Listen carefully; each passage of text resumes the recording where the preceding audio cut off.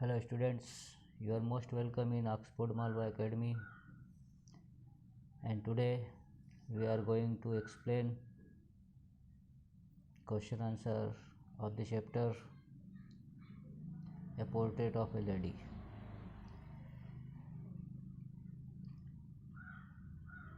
In this lesson we are begins second part talking about the text, and first question is the author's grandmother was a religious person. लेखक की दादी जो थी वो एक धार्मिक महिला थी. What are the different ways in which we come to know this? क्या अंतर है उन कारणों का जिसके अंतर्गत we come to know this, हमें यह जानने में आया है. यानी किस कारण है, किन अंतरों के दौरान हमें यह जानने में आया है कि उसकी दादी एक धार्मिक महिला थी. The author's grandmother was a highly religious lady. Author की जो दादी थी वो बहुत महान या बड़ी धार्मिक महिला थी. Her one hand was always busy in telling the beads of her rosary. उसका एक हाथ जो था वो हमेशा उसकी माला पर, रोजरी पर चलता रहता था, और उसके मोती जो है, बीड्स मतलब मोती होते हैं, तो उसके जो मोती हैं उनको वो चलाती रहती है. Her lips constantly moved in an inaudible prayer. और उसके जो होंठ है वो हिलते रहते थे बिना आवाज़ के, मतलब उसमें से आवाज़ नहीं निकलती थी लेकिन वो हिलते रहते थे. She used to get up early in the morning. वह सुबह में जल्दी उठ जाया करती थी. She said her morning prayer. वो अपनी सुबह का प्रार्थना करती थी. In a monotonous sing, एक नीरस वाला सॉन्ग जिसमें कोई रुचि नहीं थी, है ना, सिंग सॉन्ग्स, उस गीत को गाकर वो करती थी. She was unhappy. वह दुखी थी. Because क्योंकि there was no teaching about God and the scriptures at the city school.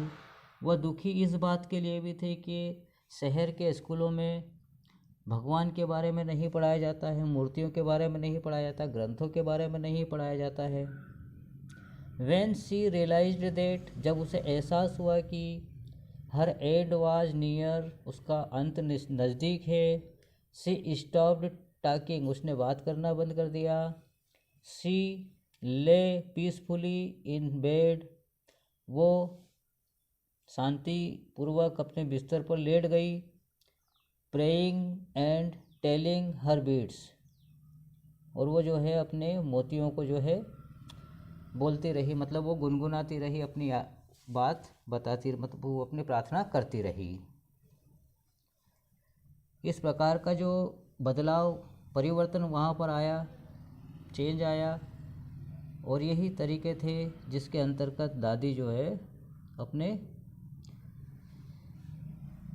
स्तर को बताती है. सेकंड वाला क्वेश्चन है describe the changing relationship between the author and his grandmother. अब यहाँ पर अपने को वर्णन करना है संबंधों के बारे में जो कि लेखक और उसकी दादी के बीच में थे. Did their feeling for each other change. क्या उनके अंदर जो अनुभव था वो बदल गया, क्या उसमें परिवर्तन आ गया, इस बात को अपने को बताना है. तो relationship between the author and his grandmother started to change, मतलब इनमें बदलाव आना शुरू हो गया. कब शुरू हो गया, इनके संबंधों में बदलाव आना कब शुरू हो गया, जब when they came to the city, जब वो शहर में आया, जब उनके संबंधों में बदलाव आना शुरू हो गया.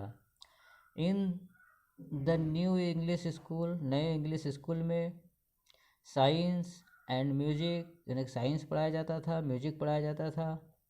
As the years rolled by they saw less of each other. वो शहर, मतलब वर्ष के बीतने के दौरान या सालों बीतने के दौरान वो एक दूसरे को कम देखने लगे थे. She could not help him in studies. वह अब उसके अध्ययन में उसकी मदद नहीं कर सकती थी।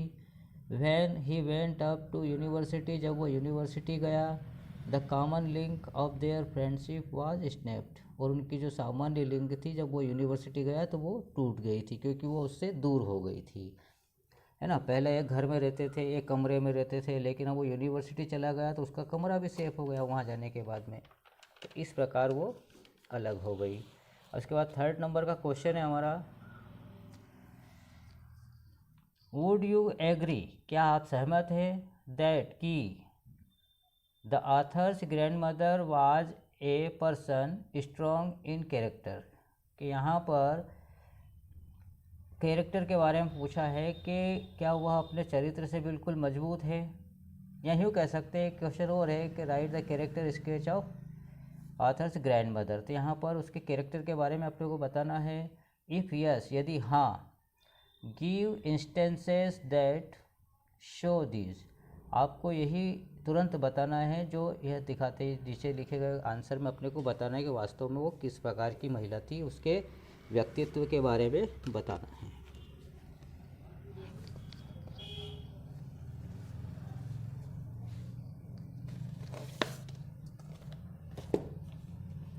हाँ, तो आंसर है हमारा, the grand mother was very strong, grand mother बहुत ही मजबूत थी, मतलब मजबूती वाले व्यक्तित्व की थी, पर्सनैलिटी की थी।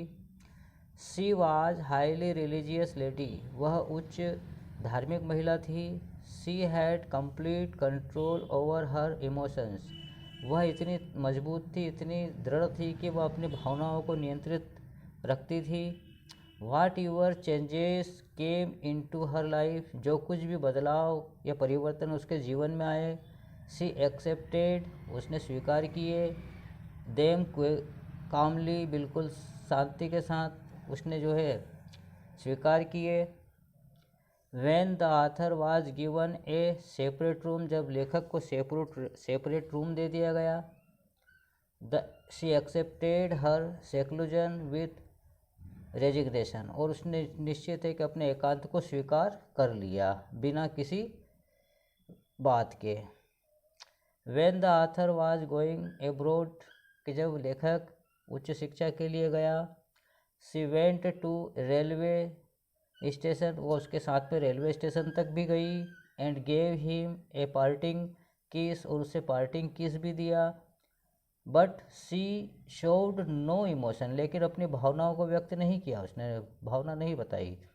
सी kept on saying her silent prayer, वो निश्चित ही अपनी जो बिल्कुल जो चुपचाप गाने वाली प्रार्थना को करती रही। जस्ट बिफोर हर डेथ, उसकी मृत्यु के पहले।